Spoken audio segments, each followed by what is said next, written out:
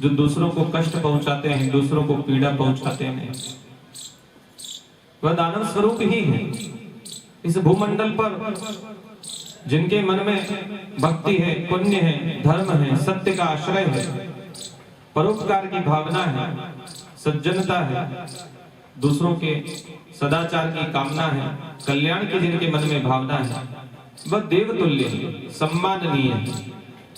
और जिनके मन में दुष्ट बुद्धि का उदय होता है, मलिन बुद्धि का उदय होता है, जो सदैव दूसरों को नीचा दिखाने की कामना करते हैं, पाप की आकांक्षा करते हैं, वह साक्षात दानव स्वरूप है। उनके वध के लिए, उनके ही कल्याण के लिए, पापियों को पाप से मुक्त करने के लिए भगवान नारायण, भगवान श्री हरि और महादेव कैलाश के अधिपति बारंबार अनेक स्वरूपों को धारण करते हैं कि समस्त जगत में जितने भी आसुरी स्वभाव वाले जो व्यक्ति हैं, वे अपने इस स्वभाव को छोड़ करके सबके कल्याण के मार्ग पर, धर्म के मार्ग पर आश्रित हों, सत्य मार्ग पर आश्रित हों। इसी से जगत टिका हुआ है। बोले सदाशिव महादेव की जय हो। तो जो पापी व्यक्ति हैं, विभिन्न प्रकार के पाप करते हैं, उससे ये सृष्टि क्रम में सब लीला करने का अवसर प्रभु को मिलता है। क्योंकि यदि अधर्म नहीं होगा, दुख नहीं होगा, कष्ट नहीं होगा, तो प्रभु को कौन याद करेगा? जो सज्जन है वह पीड़ित होते हैं, तभी प्रभु को याद करते हैं।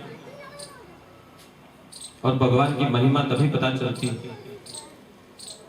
शास्त्रों में, पुराणों में, वेदों में बहुत प्रकार के पाप बतलाए गए हैं। विभिन्न प्रकार के पापों का वर्णन शास्त्रों में आता है कि ये काम करने से पाप उत्पन्न होता है, इनका सेवन करने से, इन वस्तुओं का ग्रहण करने से नरक की प्राप्ति होती है। दूसरों की स्त्री की इच्छा करना, दूसरे के धन पर नजर रखना, दूसरे के लिए अनिष्ट का चिंतन करना, गलत कार्यों में प्रवृत्ति का होना, ये 4 प्रकार के मानस पाप हैं। ये मन से होते हैं। हमेशा मन में ये चिंतन रहता है कि इस धन को, इस वस्तु को कैसे प्राप्त करूं। तो ये मानस पाप है, मन से उत्पन्न होते हैं। फिर बाद में शरीर उस कार्य को पूर्ण करने में प्रवृत्त हो जाता है और जो चेष्टाएं वह पाप की ओर बढ़ जाती है। तो ये मानस पाप को सबसे ज्यादा गड़बड़ कर देते हैं। मन में अगर मलिनता आ जाए तो फिर शरीर उसी मार्ग पर चल पड़ता है। वाचिक पाप यानी झूठ बोलना, किसी की निंदा करना, चुगली करना, ये सब वाचिक पाप है। ये वाणी के द्वारा किए जाने वाले पाप हैं। और अभक्ष्य वस्तुओं का सेवन करना, जितने खाने योग्य वस्तुएं नहीं हैं उनको ग्रहण करना, हिंसा करना, आडंबर करना, दूसरों का धन उपयोग में लेना, ये कायिक पाप है। इस शरीर के धर्म को नष्ट करते हैं। मन, वाणी और शरीर के साधनों से होने वाले कुल 12 प्रकार के पाप शास्त्रों में बतलाए जाते हैं। शिव निंदा करना भी एक पाप है, गुरु की निंदा करना भी पाप है, देवताओं की कोई सामग्री हो, पूजन की सामग्री हो, किसी यज्ञ में लाई गई सामग्री हो, अथवा किसी परोपकार के काम में ली जाने वाली सामग्री का नाश करना, उसको अपहरण कर लेना भी दोष है। कहीं मंदिर बनता हो, परोपकार की कोई वस्तु हो, उसमें टांग अड़ाना, उस कार्य को रोकने में सहयोग करना भी पाप है। जिस कार्य से जगत का कल्याण हो, उस कार्य में सदैव अपनी सहमति देनी चाहिए। तन से, मन से, वचन से, धर्म से, कर्म से, जैसा हो सहयोग धर्म कार्य के लिए सदैव करना चाहिए। धर्म कार्य में जो विघ्न करता है उसमें भी पाप उत्पन्न होता है। जो शिष्टाचार का पालन नहीं करते हैं, सदाचार का पालन नहीं करते हैं, वह भी पापी कहलाते हैं। जो अश्रद्धा रखते हैं देवताओं के प्रति, भगवान के प्रति, क्या होता है कि ईश्वर में विश्वास नहीं करते, जगत की सृष्टि के आधार में विश्वास नहीं करते, माता पिता के प्रति भी जो निरादर की भावना रखते हैं, सेवा करने का कर्तव्य नहीं समझते, उनको भी पापी कहा गया है। उनको भी बड़ा अपराध होता है। जो अपवित्र रहते हैं, अपने शरीर को भी शुद्ध नहीं रखते, दुर्व्यसनों से ग्रसित रहते हैं, संस्कार विहीन स्थानों पर जाते हैं, उनको भी पाप लगता है। और कुछ व्यक्ति जो धर्म को न समझते हुए केवल दिखावे के लिए धर्म करते हैं, मंदिर बना दिया नाम के लिए, उसमें जल चढ़ाने भी न जाए तो भी पाप के भागी हो जाते। मंदिर बनाना बहुत आसान है, अगर 5 लोग इकट्ठे हो जाएं तो बहुत जल्दी व्यवस्था बैठ जाती है। लेकिन उस मंदिर में सेवा की व्यवस्था करना बड़ा दुष्कर कार्य है। प्राचीन समय में जितने भी मंदिर बनते थे, उनके निमित्त जगह जगह आप देखते होंगे लोग मंदिर के नाम से जमीन का दान करते थे। पूर्व काल में जगह हर मंदिर के नाम पर भूमि पाई जाती है। आज भी देखते हैं मंदिर के देवस्थान विभाग के अंदर जमीन होती है हर मंदिर के नाम पर। तो पुराने समय में लोगों को पता था कि हम जब चले जाएंगे, 100 वर्ष हमारे पूरे हो जाएंगे, तो भगवान की जो सेवा है वो हमारा कर्तव्य है। जैसे कोई माता पिता पुत्र अथवा कन्या उत्पन्न करते हैं, संतान हो जाती है, तो उसका पालन करना, बड़ा करना, संस्कार देना माता पिता का कर्तव्य है। उसी प्रकार से जो व्यक्ति देव प्रतिष्ठा करते हैं, उनका ये कर्तव्य है कि जब तक सूर्य चंद्रमा विद्यमान रहे, जब तक ये मंदिर इस सृष्टि पर विद्यमान रहे, ये देवता की मूर्ति विद्यमान रहे, तब तक उनकी सेवा निरंतर होती रहे, उसमें कोई कमी ना हो। तो पुराने समय में लोग इस बात को समझ करके जगह दान कर देते थे कि ये मंदिर की जो जगह है इस पर खेती हो, इसका कोई भी उपयोग हो, इससे प्राप्त जो आय है उस धन से भगवान की जो आवश्यकता है, मंदिर की जो जरूरत है, सेवा पूजा में जो सामग्री लगती है, उनकी व्यवस्थाएं होती रहे। तो मंदिर बनाना आसान है, लेकिन सेवा पूजा करना कठिन है। और जो व्यक्ति देव प्रतिष्ठा कर लेता है, वह अपनी समस्त पीढ़ियों का उद्धार कर देता है। शिवलिंग की स्थापना करना भी समस्त पीढ़ियों का, कुल के उद्धार का कारण है। लेकिन स्थापना कर दें और उस पर जल भी ना चढ़ाएं कभी जाकर के, अपनी संतान हो और उसको हम जल के लिए ना पूछें, भोजन के लिए भी ना पूछें, हालचाल भी ना पूछें, तो फिर आपको भी पता है कि वह संतान भी आपको भूल जाएगी, बड़े होकर के आपकी सेवा कभी नहीं करेगी। इसी प्रकार से भगवान को भी मानना चाहिए। यदि हम स्थापना करते हैं, चाहे घर में ही करें, कोई भी मूर्ति हम लाते हैं तो उसका नियम पूर्वक पूजन करना चाहिए। तस्वीर भी कहीं लगाएं तो उस पर कम से कम रोज प्रणाम करना जरूरी है। आजकल गिफ्ट में भी खूब फोटो देते हैं भगवान के, तस्वीर देते हैं, मूर्तियां देते हैं, फिर उनको हम सजावट के रूप में रख देते हैं घरों में।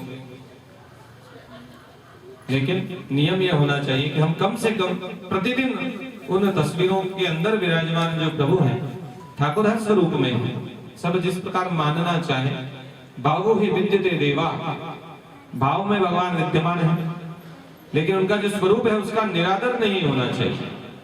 कहीं भी मूर्ति हो, स्वच्छ जगह पर रहनी चाहिए, भगवान को स्थान पवित्र देना चाहिए, शुद्ध स्थान पर भगवान को विराजमान करना चाहिए। अन्यथा हम धर्म के मार्ग पर चलते हुए भी प्रभु की भक्ति उस चीज को समझते हैं, लेकिन फिर भी उससे पाप उत्पन्न हो जाता है। सेवा अपराध होते हैं 13 प्रकार के। भगवान के सामने बैठ करके यदि दूसरे को प्रणाम करते हैं ना, इससे भी अपराध होता है। बहुत से लोग कहते हैं हम भक्ति करते हैं लेकिन हमको अच्छे फल नहीं मिलते हैं, ज्यादा भगवान का नाम लें ज्यादा दुख आता है। ऐसा सबके साथ है, क्योंकि सेवा अपराध से बचना बहुत कठिन कार्य है। भगवान के सन्मुख यदि कोई पूजा करने बैठे हैं, यज्ञ हवन में बैठे हैं, दूसरा कोई बड़ा आ गया, उसको आपने प्रणाम कर लिया, तो ये सेवा अपराध है। भगवान के सामने पैर करके बैठ जाएंगे, उसमें भी सेवा अपराध है। भगवान के सामने हमको नींद आने लगी, ये भी सेवा अपराध है। उबासी ले लेंगे तो भी सेवा अपराध है। भगवान को भोग लगाए बिना कोई वस्तु ग्रहण कर लेंगे तो उसमें भी अपराध होता है। कि हमारे घर में जो ठाकुर जी हैं, पहली हर वस्तु का अधिकार उनका है। कोई भी वस्तु हो पहले उनको समर्पित करें, उसके बाद उस प्रसाद रूप को ग्रहण करें, तो सेवा अपराध से बचा जा सकता है। और उन सबसे ऊपर प्रभु का नाम संकीर्तन। जो भी व्यक्ति ओम नमः शिवाय पंचाक्षर मंत्र का निरंतर जाप करता हुआ भगवान की सेवा करता है, वह इन अपराधों से बचा रहता है। क्योंकि नित्य नैमित्तिक काम में 3 प्रकार के काम हमको करना जरूरी है। नित्य कर्म, नहाना धोना, भोजन बनाना, प्रसाद पाना, सोना उठना बैठना, जीविका करना, ये सब नित्य कर्म है। इनको करना ही चाहिए, करना ही पड़ता है। ये देह शुद्धि के लिए, इस शरीर की रक्षा के लिए जरूरी है। नैमित्तिक कर्म, जो कार्य हम विशिष्ट पर्वों पर करते हैं, जैसे 11 हो गई, एकादशी का व्रत है, दीपावली है, होली है, रक्षाबंधन है, जो भी त्योहार है, ये नैमित्तिक कर्म के निमित्त है। उस दिन हम विशेष रूप से उन देवताओं का पूजन करते हैं। जन्माष्टमी है, कृष्ण भगवान का पूजन करते हैं। गणेश चतुर्थी गणेश जी का करते हैं। श्रावण है, महादेव का करते हैं। हनुमान जयंती हनुमान जी का करते हैं। ये नैमित्तिक जो पर्व आते हैं, उन दिन उन विशेष रूप से आराधना करना, ये नैमित्तिक कर्म है। और तीसरा है काम्य कर्म, जो हम हमारी विशिष्ट कामनाओं की पूर्ति के लिए करते हैं। किसी को धन की आवश्यकता है, किसी को मकान की आवश्यकता है, किसी को गाड़ी की आवश्यकता है। इन आवश्यकताओं की पूर्ति के लिए, इच्छाओं की पूर्ति के लिए हम काम्य व्रत करते हैं कि ये व्रत करने से हमको अच्छी संतान मिले, यह अनुष्ठान करने से हमको अच्छा पति मिले, अच्छा घर मिले, अच्छी संपत्ति मिले, खूब सारा ऐश्वर्य हमको प्राप्त हो।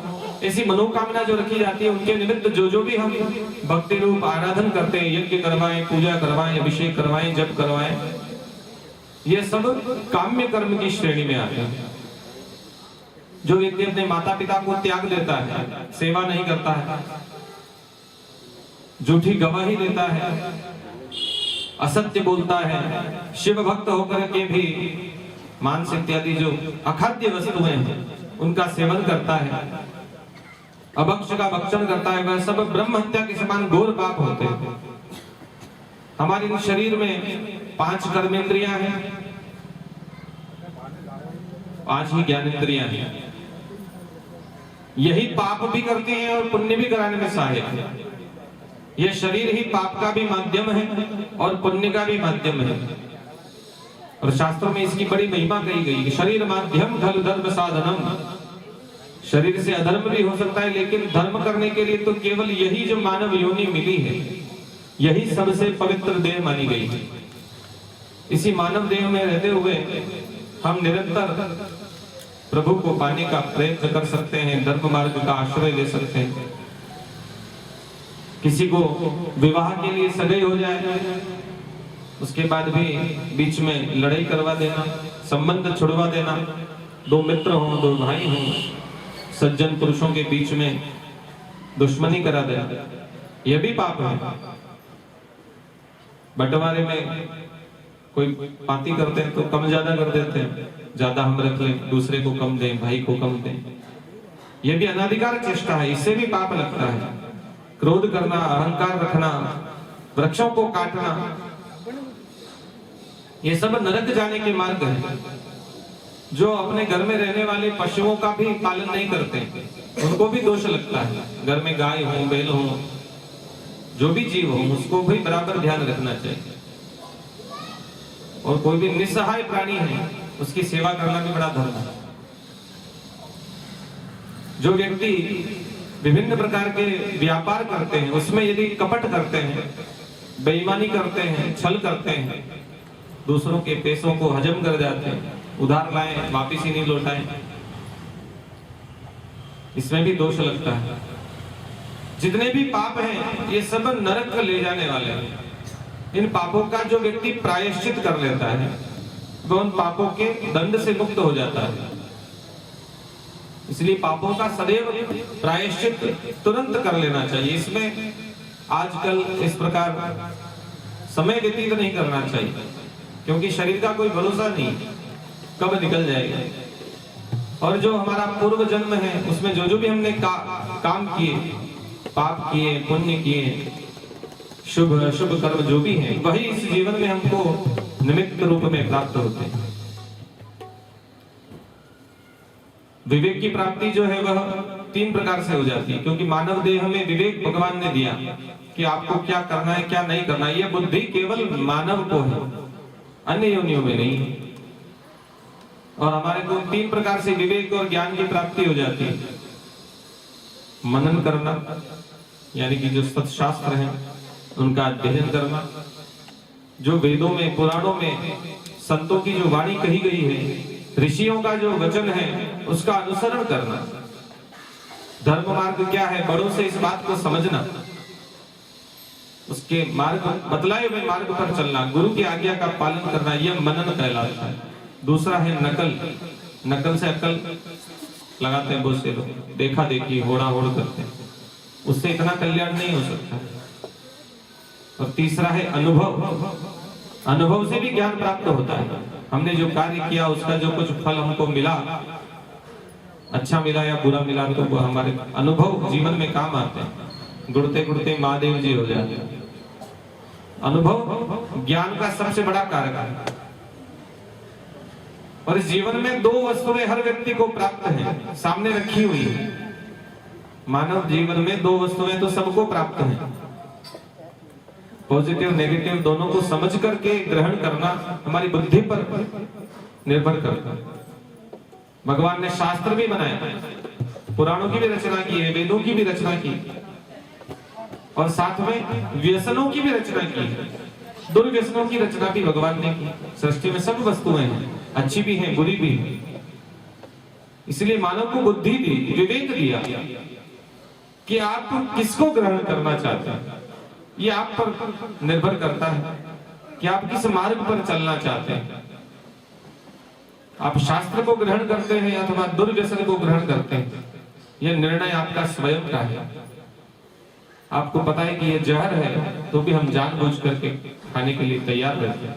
सबको पता है कि ये सब विषय सेवन से पाप प्राप्त होता है, किंतु प्रवृत्ति बनी रहती है। विभिन्न प्रकार के पाप पुण्य इस संसार में प्रचलित होते हैं। पाप 3 प्रकार के मूल माने गए। किससे उत्पन्न होते हैं? त्रिविधम नरकस्येदं द्वारं नाशनमात्मनः काम क्रोधस्तथा लोभ तस्मादेतत्त्रयं त्यजेत्। 3 प्रकार की चीजें हैं जिनसे पाप विशेष रूप से उत्पन्न होता है। काम, क्रोध और लोभ। ये 3 सबसे बड़े कारक हैं जो पाप में प्रवृत्त करते हैं। इसके अलावा और कोई चौथा कारण नहीं है। एक बार एक ब्राह्मण देवता, बहुत विद्वान, उनका एक पुत्र हुआ, खूब शिक्षा दीक्षा दी। उनको गुरु के घर भेजा, ज्ञान प्राप्त करो। काशी जी भेजा, पढ़ो लिखो, अच्छे खूब ज्ञान प्राप्त करो, वेदों का अध्ययन करो, धर्म शास्त्रों का अध्ययन करो। वह विप्रपुत्र सब शास्त्रों को पढ़े, अच्छा ज्ञान प्राप्त किया। फिर घर पर लौटे तो कुछ अहंकार आ गया।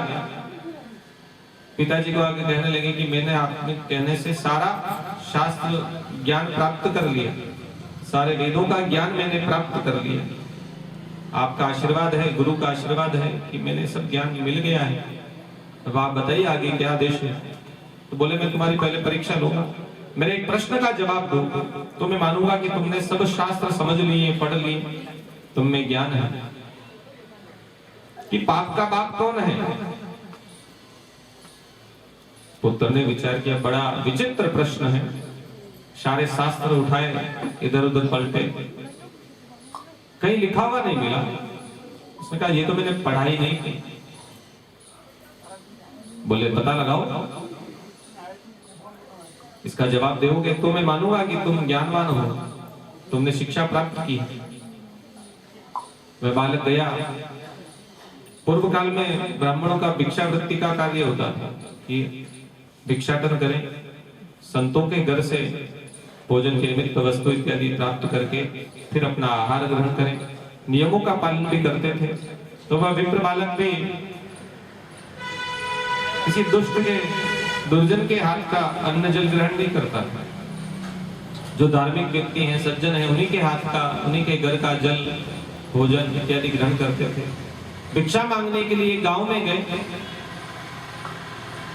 एक घर को देखा, बड़ा सुंदर घर बना हुआ है, बाहर तुलसी जी लगी हुई है, गोबर का मिट्टी का लेपन किया हुआ है पूरे घर के आंगन में। तो उसे लगा कि कोई बड़ा ही सज्जन व्यक्ति का घर है, यहां मुझे भिक्षा ले लेनी चाहिए। वहां जाकर के आवाज लगाई। अब जो चिन्ह है ना, इससे व्यक्ति का आचरण पता चलता है। रामायण में आता है ना कि विभीषण का घर देख करके हनुमान जी को ये लगा कि ये किसका घर है, इस राक्षसों के इस लंका में सज्जनों का क्या काम है। यहाँ तुलसी का वृक्ष लगा हुआ है, राम राम लिखा हुआ है, जगह जगह भगवान के स्वरूप प्रतीक बने हुए हैं। तो लंका में ऐसे सज्जन कहां से आए? केवल चिन्ह देख करके उन्होंने यह अनुमान लगाया कि ये सब प्रभु के भक्त हैं। उस विप्र बालक ने भी विचार किया कि अवश्य किसी ब्राह्मण का, किसी सज्जन व्यक्ति का घर है, यहाँ पर भिक्षा लेने में कोई दोष नहीं है। उन्होंने वहां जाकर के जल ग्रहण किया, जल लिया और जल पी लिया। जल पी करके भिक्षा की प्रतीक्षा करने लगे। तभी कुछ गांव के लोग वहां से निकले, बोले महाराज जी प्रणाम, पंडित जी प्रणाम, कहां से पधारे? बोले यहाँ आप क्या कर रहे हैं? बोले मैं भिक्षा लेने के लिए बैठा। बोले आप किसी ब्राह्मण के घर जाइए, किसी संत के घर जाइए, गांव में खूब घर है, अच्छे अच्छे लोग निवास करते हैं। ये तो वीरांगना का मकान है, वैश्या का घर है। ब्राह्मण देवता को तो सुनते ही होश उड़ गया। ओह, मैंने क्या कर दिया? मैंने यहाँ पर जल ग्रहण कर लिया, कितना पाप हो गया। अब शुद्धि कैसे हो? बोले अब गंगा स्नान करना पड़ेगा, गंगा जल का पान करना पड़ेगा, प्रायश्चित का विधान करना पड़ेगा, तब जाकर के मैं शुद्ध होऊंगा। बड़े दुखी हो गए। तब वह वेश्या वहां पर पहुंची, बाहर प्रणाम किया, पंडित जी प्रणाम, आप मेरे घर पर पधारे, मेरे यहाँ आपने जल ग्रहण किया, मुझे कृतार्थ किया। तो वेश्या बड़ी ज्ञानवान थी। अब जगत का प्रपंच है, उसको जीविका का यही साधन अच्छा लगा, उसने किया, लेकिन उसमें बड़ा ज्ञान था। उसने शिक्षा देने के लिए उस विप्र पुत्र को कहा कि पंडित जी आप बड़े विद्वान हैं, आपने यहाँ जल ग्रहण किया, मैं धन्य हो गए कि आप जैसे सज्जन का आगमन मेरे यहाँ हुआ।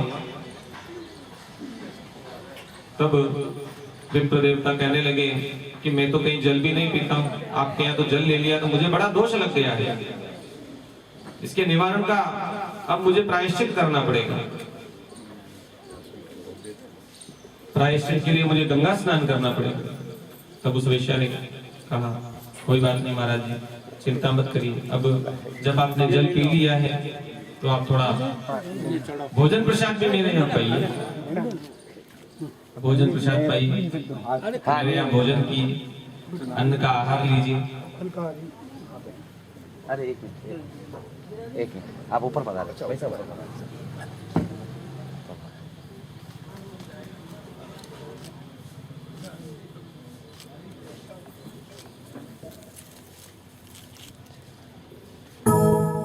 विजयी भव। विजय ये पुष्प भोलेनाथ की जय। बोल भोलेनाथ की जय। जय करो वीर बजरंगी।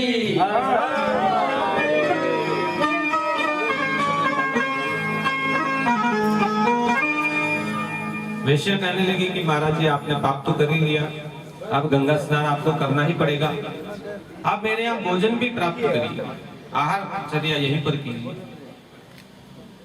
तब ब्राह्मण देवता कहने लगे कि नहीं नहीं, जल ग्रहण करना भी पाप है, अधम का स्पर्श करना भी पाप है, मैं यहाँ पर यदि भोजन करूंगा तो मुझे अवश्य ही प्रायश्चित का विधान करना पड़ेगा। वेश्या ने कहा कि गुरुदेव चिंता मत करिए, आप यदि मेरे यहाँ भोजन करेंगे तो मैं आपको 5 स्वर्ण मुद्राएं दक्षिणा में दूंगी। उस समय में स्वर्ण दक्षिणा बड़ी अनमोल थी। देखने को भी नहीं मिलती थी। ब्राह्मण देवता को लगा ठीक है, जल तो पी लिया, वेश्या ने भी थोड़ा प्रलोभन दिया, जल आप पी चुके हैं, गंगा स्नान आपको करना ही है, एक डुबकी मत लगाना, 2 बार लगा लेना, पवित्र हो जाएंगे आप। 5 स्वर्ण मुद्राएं आपको मैं दक्षिणा में दूंगी, आप यही भोजन पाइए। विप्र देवता मन में विचार करने लगे, ठीक है चलो जल तो ले लिया, भोजन की भी व्यवस्था, ठीक है कोई बात नहीं, ठीक है आप मुझे ऐसा करो सामान दे दो, मैं अपना भोजन स्वयं बनाऊंगा, आपके हाथ से मैं बना हुआ नहीं ग्रहण करूंगा, कुछ आचार विचार मुझे अभी भी पालन करना है। वेश्या ने थोड़ा और प्रलोभन दिया, उसने कहा कि महाराज जी आप परेशान होंगे, कष्ट पाएंगे, भोजन बनाने में बड़ा कष्ट होता है, आप निश्चिंत रहें, मैं आपको 10 स्वर्ण मुद्राएं दक्षिणा में दूंगी, मैं अंदर अपनी रसोई में भोजन पका देती हूँ, उसको आप प्रेम से यहीं बैठ करके पा लीजिए। ब्राह्मण देवता ने कहा ठीक है, 10 स्वर्ण मुद्राएं दिख रही हैं हमको। वेश्या ने भोजन तैयार किया, भोजन की थाली लगा दी कि महाराज जी भोजन करिए। महाराज जी जैसे भोजन करने लगे, पुनः वेश्या ने 2 मिनट के लिए रोका, गुरुदेव क्षमा करें, आप मेरे घर पर पधारे हैं, मेरे हाथ का भोजन ग्रहण करेंगे, मेरी बड़ी हार्दिक इच्छा है कि मेरा पूर्ण रूप से कल्याण हो जाए, तो आप ऐसा करें कि मेरे हाथ से आप भोजन ग्रहण करें, मैं अपने हाथों से आपको भोजन कराऊंगा। ब्राह्मण देवता ने कहा मैं इतना आचार विचार का पालन करता हूं, तो मेरा धर्म नष्ट करना चाहते हैं। वेश्या ने प्रलोभन दिया कि महाराज जी मैं आपको 15 स्वर्ण मुद्राएं दूंगी, मेरे हाथ से भोजन कर लीजिए, एक बार, बार बार नहीं कहूंगी, गंगा जी आपको जाना ही है, स्नान करना ही है, 2 डुबकी ज्यादा लगा लेना, इसमें कोई पाप नहीं होगा। तब विप्र देवता ने मान लिया, पुनः भोजन करने बैठे। वेश्या ने जैसे ही भोजन कराना प्रारंभ किया, पुनः वेश्या ने कहा कि थोड़ा और निवेदन है मेरा, यदि मैं भी आपके साथ भोजन करूं, आपका जूठा मुझे मिल जाए तो मेरा भी उद्धार हो जाएगा, मेरा भी कल्याण हो जाएगा। ब्राह्मण देवता अब तो बड़े संकट में पड़ गए, जहां जल भी नहीं पीता हूं, दूसरों के यहाँ अधम का स्पर्श नहीं करता हूं, वहां जल पी लिया, भोजन की व्यवस्था हो गई, अब तुम्हारे साथ बैठ करके तुम्हारा जूठा ग्रहण करूंगा तो मेरा धर्म भ्रष्ट हो जाएगा। वेश्या ने और प्रलोभन दिया, गुरुदेव गंगा स्नान आपको करना ही है, जाना ही है, तीर्थाटन करना ही पड़ेगा, प्रायश्चित की विधि करनी पड़ेगी, मैं आपको 20 स्वर्ण मुद्राएं दूंगी, उससे आपकी सारी गरीबी भी दूर हो जाएगी और किसी को मैं कहूंगी भी नहीं, मैं आपके साथ इस थाली में भोजन करूंगा। ब्राह्मण देवता लोभ में पड़ गए और भोजन करना प्रारंभ करने लगे। तभी वेश्या ने पुनः रोक लिया कि महाराज मैं तो अधम हूं, पतित हूं, धर्म मार्ग को नहीं समझती हूं, शास्त्रों का ज्ञान मुझे नहीं आता, लेकिन आप विप्र हैं, शास्त्रों का भली भांति आपने अध्ययन किया, वेद पढ़े, पुराण पढ़े, केवल आपकी बुद्धि को निर्मल करने के लिए आपके पिताजी ने आपसे प्रश्न पूछा कि पाप का बाप कौन है, इसका जवाब देने के लिए मैंने आपके साथ ये सब प्रपंच किया, मुझे आप क्षमा करिए। अभी भी आपको समझ आया कि नहीं आया, भगवान जाने। ये जो लोभ है यही इस पाप का बाप है। जिस व्यक्ति में लोभ आ जाता है वह पाप में प्रवृत्त हो जाता है। आपने केवल स्वर्ण मुद्राओं के लोभ से अपना धर्म पालन करना छोड़ना चाहा, नियम पालन छोड़ना चाहा। आपने जल ग्रहण कर लिया, भोजन ग्रहण करने के लिए तैयार हो गए, जूठन तक आप खाने के लिए तैयार हो गए। ये लोभ ही इस पाप में प्रवृत्ति का कारण है। इस पाप से मुक्ति होने के लिए लोभ छोड़ना जरूरी है। त्रिविधम नरकस्येदं द्वारम नाशमात्मनः, स्वयं के नाश के लिए 3 नरक के द्वार हैं, काम, क्रोध और लोभ। और जो व्यक्ति इन तीनों का शमन कर लेता है, इन पर अपना वर्चस्व बना लेता है, काम में नहीं पड़ता, क्रोध नहीं करता, लोभ में नहीं पड़ता, उसका सर्वविध कल्याण हो जाता है। वे सदाशिव भगवान की।